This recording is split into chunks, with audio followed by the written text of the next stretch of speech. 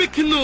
നിങ്ങൾ അനുഭവിച്ചാലും പാപ്പനെ തൊട്ടാ പാപ്പ സഹിക്കും, പക്ഷെ പാപ്പന്റെ പിള്ളേരെ തൊട്ടാ കോട്ടേഷൻ മാത്രം ഞാൻ ചെയ്യാറില്ല, ഇതുവരെ ചെയ്തിട്ടില്ല.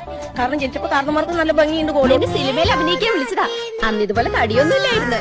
സീലിംഗ് ബ്യൂട്ടി അന്ന് തന്നെ എല്ലാരും വിളിച്ചിരുന്നത്.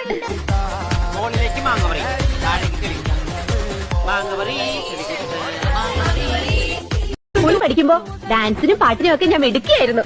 സമൂഹ ഗാനം വരെ ഞാൻ ഒറ്റയ്ക്ക് പാടിയിട്ടുണ്ട്. എന്ത് കഴിച്ചാലും എന്റെ ശരീരത്തിൽ പിടിക്കില്ല. എന്തൊക്കെ കഴിച്ചോട്ടെ അത് ഒന്നും എന്റെ ശരീരത്തിൽ പിടിക്കില്ല. ഞാൻ സീറോ സൈസ് അല്ല. അപ്പൊ സാറിന് ബിസി ഷെഡ്യൂൾ ആണല്ലേ? പിന്നെ ഞാൻ പലപ്പോഴും കേരളത്തിൽ കാണാറില്ലല്ലോ. ഞാൻ ഫുള്ളായിട്ടും നമ്മുടെ ഈ ബിസിനസ് ട്രിപ്പാണ്. Japan, Italy, France, Germany, America, Canada.